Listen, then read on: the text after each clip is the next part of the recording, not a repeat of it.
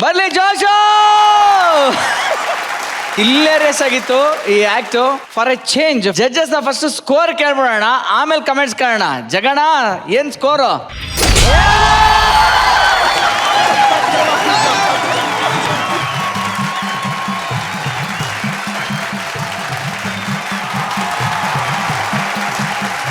ಅಲ್ಲ, ಆಕ್ಚುಲಿ ಸಿಕ್ಕಾಪಟ್ಟೆ ಹಿಲೇರಿಯಸ್ ಆಗಿತ್ತು. ಎಲ್ಲರೂ ಬಿದ್ದು ಬಿದ್ದು ನಗ್ತಾ ಇದ್ವಿ. ಅದಕ್ಕೆ ಜಡ್ಜಸ್ ಡೈರೆಕ್ಟ್ ಫಸ್ಟ್ ಮಾರ್ಕ್ಸ್ ಬಂದ್ಬಿಟ್ಟೆ. ಈಗ ಕಮೆಂಟ್ಸ್ ಬರುವ ಜಗಣ, ಏನ್ ಮಜಾ ಇತ್ತು ಸ್ಟೇಜ್ ಮೇಲೆ. ಒಂದ್ ಮಜಾ ಕೊಟ್ರು ಕ್ವಾಟ್ಲೆ ಫುಲ್ಲು. ಅಂದ್ರೆ ಇವ್ರ ಇಮ್ಯಾಜಿನೇಷನ್ ನೋಡು. ಯಾವ್ದೋ ಆಟೋಲೋ ಬಸ್ಸಲ್ಲೋ ಹಿಂಗಾದ್ರೆ ಪರವಾಗಿಲ್ಲ, ಎಲ್ಲ ಜಂಪ್ ಹೋಗ್ಬಿಟ್ಟು ಸೈಡ್ ಇಳಿದ್ಬಿಟ್ಟು ಓಡಾಡ್ಬಿಡ್ಬೋದು. ಏರೋಪ್ಲೇನ್ ಅಲ್ಲಿ ಹಿಂಗ್ ಆಗೋಗ್ಬಿಟ್ರೆ ಕತೆ ಏನಾಗಬೇಕು? ಅದೇ ಇಮ್ಯಾಜಿನೇಷನ್ ಸಖತ್ತಾಗಿತ್ತು. ಫ್ಲೈಟ್ ಅಲ್ಲಿ ಓನರು ಗಂಡ ಅಂತೆ, ಹೆಂಡತಿ ಅಂತೆ, ಇವ್ರ ಫ್ಯಾಮಿಲಿ ಪ್ರಾಬ್ಲಮ್ ತಗೊಂಡ್ಬಿಟ್ಟು ಡ್ರೈವಿಂಗ್ ಅಲ್ಲಿ ಇಕ್ಬಿಟ್ಟು ಎಲ್ಲಾರನ್ನ ಶಿವನ್ ಪಾದ ಸೇರಿಸುವಂತ ಕ್ಯಾರೆಕ್ಟರ್ ಇರೋದು ನಿಜವಾಗ ತುಂಬಾ ಚೆನ್ನಾಗಿತ್ತು. ಬಹಳ ಎಕ್ಸ್ಟ್ರಾರ್ಡನರಿ ಆಕ್ಟ್ ಮಾಡಿದ್ರು. ನನಗಂತೂ ಆಕ್ಚುಲಿ ಹೆಂಗೆ ಅಂದ್ರೆ ಒಂಥರ ಪಾದರಸ ತರ ಆಕ್ಟ್ ಮಾಡಿದ್ರು ಇವರಿಬ್ರು. ಬಹಳ ಖುಷಿ ಆಗೋಯ್ತು. ಆ ಒಂದು ಹಾಡು ಇಟ್ಕೊಂಡು ಆಡುವಂಥದ್ದು, ಅದ್ರಲ್ಲಿ ಚಂದ್ರ ಅಲ್ಲೂ ಇದೆ ಇಲ್ಲೂ ಇದೆ. ಇದರಲ್ಲಿ ತುಂಬಾ ಹೈಲೈಟ್ ನನಗೆ ಇಷ್ಟ ಆಗಿದ್ದೇನು ಅಂದ್ರೆ, ಯಾವಾಗ ಒಂದ್ಸರಿ ಪ್ಲೇಟ್ ಇಂದ ಕೆಡಬಿಟ್ಟು ಅವ್ನು ಸತ್ತೋಗ್ಬಿಟ್ಟು ದೆವ್ವ ಆಗ್ಬಿಟ್ಟು ಮೇಲೆ ಬಂದ್ಬಿಟ್ಟು. ಏನ್ ಇಮ್ಯಾಜಿನೇಷನ್ ಅದು, ತುಂಬಾ ಚೆನ್ನಾಗಿತ್ತು. ಒಂಥರ ವೈಚಿತ್ರವಾದ ಚಿಂತನೆಗಳು ಅಂತಾರಲ್ಲ, ಹಂಗೆ ಎಲ್ಲೇ ಮೀರಿ ಕಾಮಿಡಿನ ಆಲೋಚನೆ ಮಾಡಿದ್ದು ಎಕ್ಸ್ಟ್ರಾರ್ಡನರಿ ಆಗಿತ್ತು. ಇದರಲ್ಲಿ ತುಂಬಾ ಹೈಲೈಟ್ ಆಗಿತ್ತು ಈ ಗಂಡ ಹೆಂಡತಿ ಪೇರು ಮತ್ತೆ ದೆವ್ವ ಮತ್ತೆ ಅವರು ತುಂಬಾ ಆದ್ರು.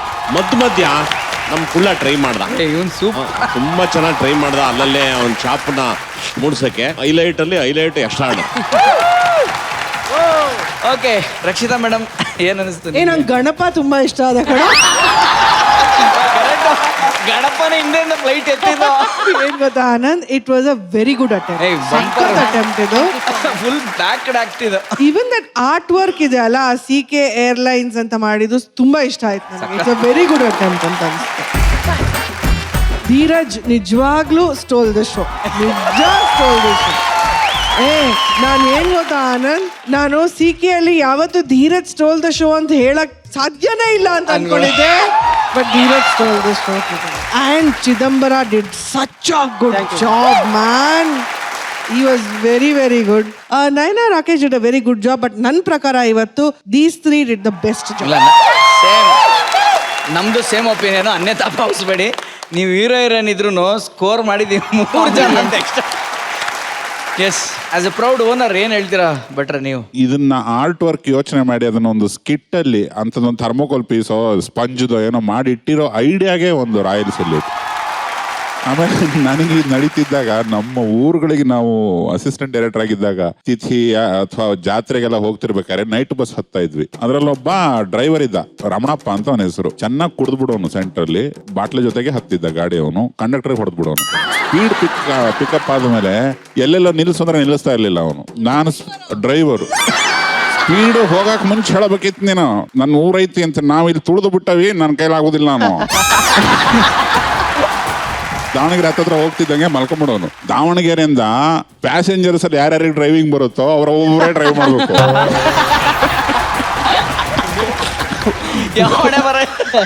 ಕಣ, ಅದ್ ನೆನಪಾಗ್ತಿತ್ತು ನೋಡ್ತಿದ್ದಾಗ.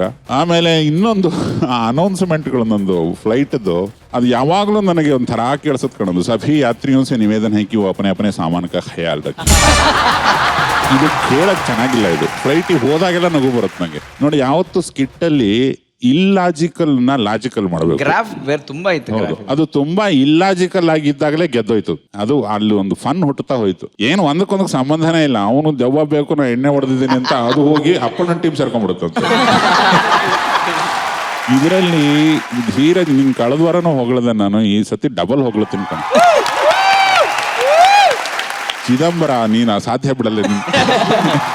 ನನಗೆ ಅವನು ಡ್ರೈವಿಂಗ್ ಬಂದಾಗಿಂದ ನಗು ತಡ್ಕೊಳಕ್ಕೆ ಆಗಲಿ. ಅವನ್ ಬಂದು ಇವನ್ ಹೊಡಿತಲ್ಲೇ ನಿಂಗೇನು ಬರುತ್ತೆ ಅಂತ. ಆಮೇಲೆ ಇವನು ಸ್ಟೀರಿಂಗ್ ತಗೊಂಡು ಹೋಗ್ಬಿಟ್ಟಿರ್ತಾರಂತೆ. ಭಯ ಆಯ್ತು, ಬೀಜ ಕೈಗೆ ಬಂತ ಎಣ್ಣೆ ಹೊಡಿತೇನೆ. ಆಮೇಲೆ ಎಂಡಲ್ಲಿ ಅವನು ಇಷ್ಟು ಮೇಲಿಂದ ಬಿದ್ರು ಯಾರು ಸತ್ತಿಲ್ವಾ ಅಂತ ಎಲ್ಲರಿಗೂ. ಅಲ್ಲ, ನಾವಿವತ್ರ ಪ್ಯಾರಾಚೂಟ್ ಇದೆ ಅಂದ್ರು ಆ ಟೆನ್ಷನ್ ಟೈಮಲ್ಲೂ ತಲೆಗೆ ಎಣ್ಣೆ ಹಾಕಿ ಒಂದೊಂದು ಪಂಚ ಅಲ್ಟಿಮೇಟ್. ಹೌದು. ಅದು ಎಲ್ಲರೂ ಆಡ್ ಮಾಡಿದ್ರು, ಕಾಂಟ್ರಿಬ್ಯೂಷನ್ ಇತ್ತು. ಇಲ್ಲ, ಹಿಂಗಿರ್ಬೇಕು, ಸಖತ್ತಾಗಿದೆ. ಇಲ್ಲಾಜಿಕಲ್ ಅಂತ ಅನ್ಸ್ಬೇಕು. ಇದುವರೆಗೂ ಬಂದಿರೋ ಸುಮಾರು ಸ್ಕಿಟ್ಗಳಲ್ಲಿ ನನಗೆ ತುಂಬಾ ನಗು ತರಿಸಿದ ಸ್ಕಿಟ್ ಇದೆ. ಇದನ್ನ ಬರ್ದವ್ರಿಗೆ ಒಂದು ದೊಡ್ಡ ಸಲಾಮ್, ಮತ್ತೆ ಆ ಸೆಟ್ ಕಲ್ಪನೆ ಮಾಡಿದವ್ರಿಗೆ ಒಂದು ದೊಡ್ಡ ಸಲಾಮ್, ಮತ್ತೆ ಈ ಅಕ್ಕಪಕ್ಕದವರು ತುಂಬಾ ಚೆನ್ನಾಗಿ ಆಡ್ತಿದ್ರಿ, ಆಲ್ರೌಂಡರ್ ಕೆಲಸ ಮಾಡ್ತಿದ್ರಿ. ದಯವಿಟ್ಟು ಕೀಪ್ ಇಟ್ ಅಪ್. ಯಾಕಂದ್ರೆ ಎಲ್ಲಾ ಟೈಮು ತೆಂಡೂಲ್ಕರ್ ಆಡ್ಬೇಕು ಅಂತಿಲ್ಲ, ಎಲ್ಲಾ ಟೈಮು ಧೋನಿ ಅಥವಾ ವಿರಾಟ್ ಕೊಹ್ಲಿನೇ ಆಡ್ಬೇಕು ಅಂತಿಲ್ಲ. ಅಕ್ಕಪಕ್ಕ ಇನ್ನ 10 ಜನ ಇರ್ತೀರಿ, ಚೆನ್ನಾಗಿ ಆಡಿ, ನಿಮ್ಮ ಆಟ ನೀವು ಆಡಿ, ನಿಮ್ ಬದುಕಾಗುತ್ತೆ ಅಂತ ಹೇಳೋದಕ್ಕೆ ಇಷ್ಟಪಡ್ತೇನೆ. ಚೆನ್ನಾಗಿ ಆಡ್ತಿದ್ದೀರಿ. ಇಲ್ಲ, ಒಳ್ಳೆ ಕಾಮಿಡಿ ಬರ್ದಿರ ಆನಂದ್ ಅವ್ರಿಗೆ ಮತ್ತೆ ಗಣಪ ಅವ್ರಿಗೆ. Super super.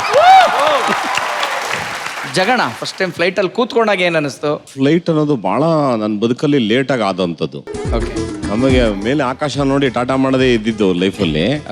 ನನಗೆ ನಾನು ಅನ್ಕೊಂತೀನಿ, ಈವನ್ ನನ್ನ ಬಣ್ಣ ನನ್ನ ಗಂಡ ಈ ಪಿಕ್ಚರ್ ಇವೆಲ್ಲ ಮಾಡಿದ್ಮೇಲೂ ಇಲ್ಲ. ನನ್ನ 2ನೇ ಪಿಕ್ಚರ್ ಹೀರೋ ಅದೇ ನಾನು. ಅವಾಗ ಮಾಣಿಕ್ ಚಂದು ಬಾಂಬೆಗೆ ಹೋಗಿ ಹೀರೋಯಿನ್ನ ಕರ್ಕೊಬರೋಣ. ನಾವು ಬಹಳ ಖುಷಿ ಅಂದ್ರೆ ಖುಷಿ ನನಗೆ. ಫ್ಲೈಟಲ್ಲಿ ಬೇರೆ ಕರ್ಕೊಂಡು ಹೋಗ್ತಾರೆ ಅಂತ. ಸೊ ಅವಾಗ ಬಿಲ್ಡಪ್ ತೋರಿಸ್ಕೊಳಂಗಿಲ್ವಲ್ಲ, ನಾವು ಹೋಗಿಲ್ಲ ಅಂತ ಬೇರೆ ಹೇಳಂಗಿಲ್ವಲ್ಲ. ಸೊ ಹಂಗಾಗಿ ಸೆಟ್ಟು ಕ್ಲೀನಪ್ ಬರೋನು ಬಂದಿದ್ದ ತಕ್ಷಣ ಅದು ಮಾಡೋದು, ಏನು ಸೆಟ್ಟು ಇದು ಅಂತ ಅವ್ನು ಬಿಡಿಸ್ ಕೇಳೋದು. ಯಾಕಪ್ಪ ನೀನು ಯಾವತ್ತು ಹೋಗಿಲ್ವಾ ಅಂದ. ಒಂದು 10-15 ಸರಿ ಹೋಗಿದ್ದೀನಿ ಅಂತ ಸುಮ್ಮನೆ ಹೇಳಂಗಿಲ್ಲ, ಅವಮಾನ ಆಗ್ಬಿಡುತ್ತಲ್ವಾ. ಏನಪ್ಪ ಇಷ್ಟು ದೊಡ್ಡ ಆರ್ಟಿಸ್ಟ್ ಆಗಿ ಫ್ಲೈಟಲ್ಲೇ ಹೋಗಿಲ್ವಾ ನನ್ನ ಮಗ ಅನ್ಕೊಂಡ್ಬಿಡ್ತಾರೆ ಅಂತ ಅಂದ್ಬಿಟ್ಟು, ಸರಿ ಯಾಕೆ ಬಾಯಿ ಮುಚ್ಕೊಂಡಿರೋಣ ಅಂತೇಳಿ ಫ್ಲೈಟಲ್ಲಿ ಅಲ್ಲಿ ಇಲ್ಲಿ ಹೋಗಿ ಹತ್ತಿ ಅವ್ನು ಕರ್ಕೊಂಡೋಗಿ ಇಳಿಸಿ ಬಾಂಬೆ ಕರ್ಕೊಂಡೋಗಿ ಹೀರೋಯಿನ್ಗಳನ್ನ ನೋಡೋಕೆ ಅಂತ ಕರ್ಕೊಂಡೋದ. ಜೂ ಬೀಚು ಸನ್ ಆ್ಯಂಡ್ ಸ್ಯಾಂಡ್ ಅನ್ನೋ ಒಂದು ಹೋಟ್ಲಲ್ಲಿ ರೂಮ್ ಹಾಕ್ಬಿಟ್ಟವನೆ. ಆಮೇಲೆ ಮಜಾ ಏನು ಗೊತ್ತಾ, ಸಲ್ಮಾನ್ ಖಾನು ಪಕ್ಕ ಟೇಬಲಲ್ಲಿ ಊಟ ಮಾಡ್ತಾವನೆ, ನಾವು ಇಲ್ಲಿ ಕೂತ್ಕೊಂಡು ಊಟ ಮಾಡ್ತಾ ಇದ್ವಿ. ಸೇಟು ಅವನು ತೋರಿಸ್ಬಿಟ್ಟು, ಇವನು ಹಿಂದಿ ಹೀರೋ ಗೊತ್ತಾ ಅಂತ ಕೇಳ್ದ. ನನಗೆ ಗೊತ್ತಿಲ್ವಲ್ಲ ಅವಾಗ. ಇಲ್ಲ ಅಂದ, ಇವನು ಸಲ್ಮಾನ್ ಖಾನ್ ಅಂತ ಇವಾಗ ಇಂಟ್ರೊಡ್ಯೂಸ್ ಆಗೋನೆ, ಭಾಳ ಫೇಮಸ್ ಅಂದ್ಬಿಟ್ಟು ಅವನ್ನ ಕರೆದ ಟೇಬಲ್ಗೆ. ಅರೆ ಯಾರ್ ಆನಾ ಅಂತಂದ. ಪಾಪ ಅವ್ನು ಎಷ್ಟು ಡೀಸೆಂಟಾಗಿ ಬಂದ, ಚಿಕ್ಕ ಹುಡುಗ ಅವನು, ನಮ್ಮಂಗೇನೆ. ಅವಾಗ ಬಂದು ನನಗಿನ್ನ ಸಣ್ಣವನು. ಅವ್ನು ಬಂದು ಅವ್ನು ಮಾತಾಡಿಸಿದ್ದು, ಆಮೇಲೆ ಅಕ್ಷಯ್ ಕುಮಾರ್ ಬಂದು ಮಾತಾಡಿಸಿದ್ದು, ಎಲ್ಲ ಕೈಗೆ ಕಾಲಿಗೆ ಸಿಗೋರು. ಅವಾಗ ಸನ್ ಆ್ಯಂಡ್ ಸ್ಯಾಂಡ್ ಹೋಟ್ಲ್ ಅನ್ನೋದ್ರೆ ಆ ಜಾನಿ ಲಿವರ್ ಅಂತ ಯಾರೋ ಒಬ್ಬ ಕಾಮಿಡಿಯನ್ನು ಅವನು ಸಿಗೋನು. So this was the first experience ನನಗೆ ಫ್ಲೈಟಲ್ಲಿ ಹೋಗೋದು ಅಂತ. ಇದಾದ್ಮೇಲೆ ಫಾರಿನ್ಗೆ ಹೋಗೋದು. ನನ್ನ ಜೀವನದಲ್ಲಿ ಫಾರಿನ್ಗೆ ಹೋಗಿಲ್ಲ ನಾನು. ವಿಷ್ಣುವರ್ಧನ್ ಯಾವಾಗೂ ಹೇಳೋರು ನಾನು ಸಿಕ್ಕಿದಾಗ, ಜಗ್ಗಿ ನೀವು ಯಾವಾಗಾದ್ರು ಫಾರಿನ್ಗೆ ಹೋಗಿದ್ರ ಅಂದ. ಇಲ್ಲ ಸರ್ ಎಲ್ಲೂ ಹೋಗಿಲ್ಲ ರೀ. ಸಮುದ್ರ ಆರ್ರಿ ಅದೃಷ್ಟ ಬರ್ತದೆ ಏನೋ ನಾ. ಯಪ್ಪ ಏನು ಸಮುದ್ರ ಆರು ಅಂತಾರೆ, ಯಾವ ಊರಿಗೆ ಹೋಗೋದು ಅಂತ.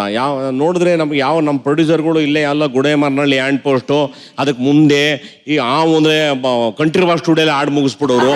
ಅದು ಬಿಟ್ಬಿಟ್ರೆ ಸ್ಯಾಂಕಿ ಟ್ಯಾಂಕು ಅವ್ರ ದೊಡ್ಡ ಲೊಕೇಶನ್. ಅವಾಗ ಬರೀ ಎಲ್ಲೂ ಹೋಗ್ತಾನಿಲ್ಲ ಅಪರೂಪಕ್ಕೆ. ಅವಾಗ first time S V Babu ಅನ್ನೋರು, ಈ ಅದೇ ಚುಂಗ್ಳುಗಳು ಇರ್ತಾರಲ್ಲ ಆ ಥರ ಊರು, ಥೈಲ್ಯಾಂಡು ಬ್ಯಾಂಕಾಕ್ಗೆ ಕರ್ಕೊಂಡು ಹೋಗಿದ್ರು. ನಾನು ಉಮಾಶ್ರೀ ಎಲ್ಲ ಹೋಗಿದ್ವಿ. ಸೊ ಆ ಥರ ಸೆಕೆಂಡ್ ಎಕ್ಸ್ಪೀರಿಯನ್ಸ್ ಅದು. ಅದಾದ್ಮೇಲೆ ಮಾಮೂಲು ಇವಾಗ ಏನು ಒಂದು 1000 ಸರಿ ಓಡಾಡಿದ್ದೀವಿ. ಫೈನ್. ಓಕೆ, ಒಂದು super duper hilarious out of the stadium ಪರ್ಫಾರ್ಮೆನ್ಸ್ನ ಬಾಲಣ್ಣ ಬಾಜಾ ಭಜಂತ್ರಿ ಅವ್ರು ಕೊಟ್ಟರು. ಜಡ್ಜಸ್ ಅವ್ರ ಜಡ್ಜ್ಮೆಂಟ್ ಹೇಳಕ್ ಮುಂಚೆನೆ ಬಜಾರ್ ಕೊಟ್ಟರು. ಸೊ ಇದು ಮಾಸ್ಟರ್ ಪರ್ಫಾರ್ಮೆನ್ಸ್.